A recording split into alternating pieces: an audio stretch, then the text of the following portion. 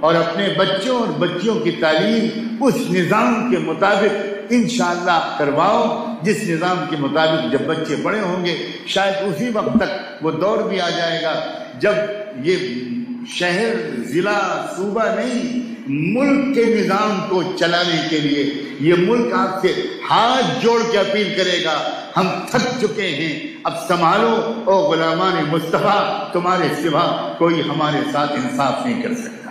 یہاں کا کسان پکارے گا یہاں کا مزدور پکارے گا یہاں کے مظلوم پکاریں گے یہاں کے سکھ پکاریں گے یہاں کے عیسائی پکاریں گے یہاں کے SC ST کے لوگ پکاریں گے یہاں کے OBC کے لوگ پکاریں گے. صدیوں سے جو لوگ مظلوم ہیں وہ سب تجربے کر کے تھک چکے ہوں گے اور اس وقت اللہ ان کے دل میں ڈال دے گا کوئی راستہ اس کے سوا نہیں ہے کہ وہ محمد الرسول اللہ کو کا دامن تھام یہ ان کے دل میں آئے گا. حالات اسی رخ پر جا رہے ہیں دیکھنے میں الٹے حالات نظر آ رہے ہیں دیکھنے میں الٹے حالات نظر آ رہے ہیں. یاد رکھنا جب بہت کس کے گرمی بڑھتی ہے اور بدن میں کھجلی ہونے لگتی ہے تو سیٹھ لوگ تو کہتے ہیں بھئی بہت خراب موسم ہے AC چلاؤ اور کسان بہت خوش ہوتا ہے. کسان جلدی سے اپنا ہل بیل ٹریکٹر تیار کرتا ہے اور نکل جاتا ہے ہل.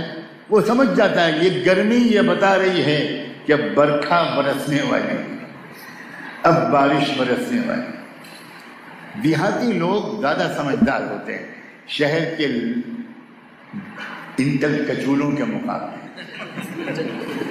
بہت سمجھدار. وہ موسم گرمی کر رہا ہے عجیب بات لوگ کھجلانے لگتے ہیں خاص قسم کی کھجلی کمر میں ہوتی جیسے چونٹی چل رہی ہو اور وہ جب بچے کہتے ہیں اماں ذرا کھجلاؤ بہت کس کے کھجلی ہو رہی ہے تو وہ ابا جو ہے وہ نہ بچے کو دیکھتا ہے نہ بچے کی اماں کو وہ اٹھ کے جلدی سے بیل اور ہل تیار کرتا ہے. وہ سمجھ جاتا ہے آ گئی اب موسم آ گئی. یہ جو آج کل کے حالات ہیں نا یہ اماں کھجلی ہو رہی ہے یہ تو سارا میڈیا کہہ رہا ہے کہ اماں کھجلی ہو رہی ہے لیکن یہ بوڑھا کسان کہہ رہا ہے بارش کرے گی.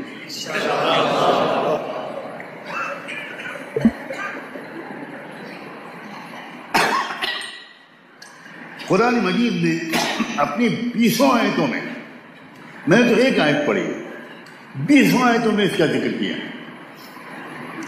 ایک جگہ تو یہاں تک کہہ دیا کہ ظلم جب اتنا بڑھ جاتا تھا کہ نبی پیغمبر بھی پکارنے لگتے تھے کہ متی نصر اللہ کب آئے گی اللہ کی مدد بہت ہو گیا ظلم. تب جواب آتا تھا الا ان نصر اللہ قریب.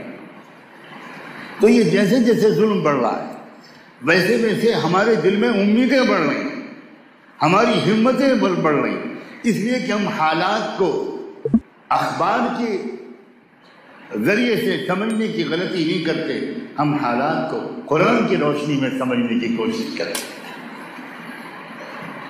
تو ایک تو ہے تعلیم کا نظام.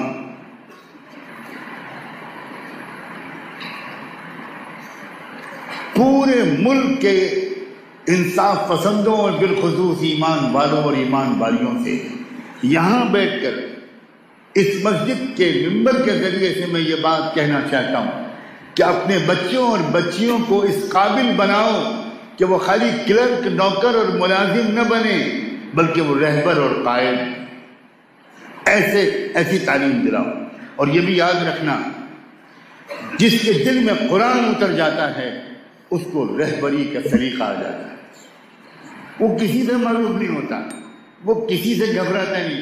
میں اپنے والد ماجد رحمۃ اللہ علیہ کو بچپن سے دیکھتا تھا کہ ان کے پاس جتنے بڑے بڑے لیڈر آتے تھے ان کے پاس وزیر اعظم جب پنڈت جواہر لال نہرو آتے تھے ان کے پاس اندرا گاندھی میرے ہوش میں یا تجربے میں 2 دفعہ آئیں اور پتہ نہیں کون کون آتا تھا چھوٹی چھوٹی لیڈران اور لوگ آتے تھے.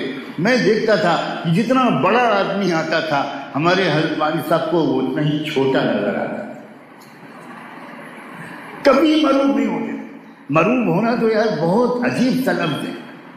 انہیں ایسا لگتا تھا کہ کوئی نسلی بیوقوف آیا ہے.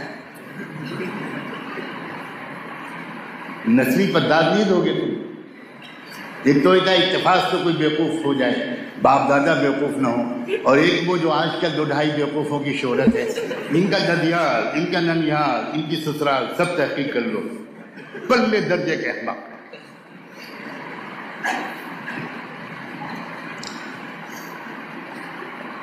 جس کے اوپر قرآن کھل گیا، جس کے اوپر محمد رسول اللہ صلی اللہ علیہ وسلم کی شخصیت کا ہلکا سا سایہ پڑ گیا، اس کے دل سے اہل دنیا کی مروریت نکل جاتی۔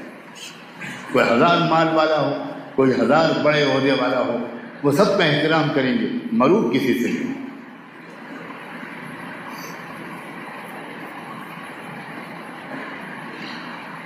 اور اگر ہم نے قرآن کا علم حاصل نہ کیا،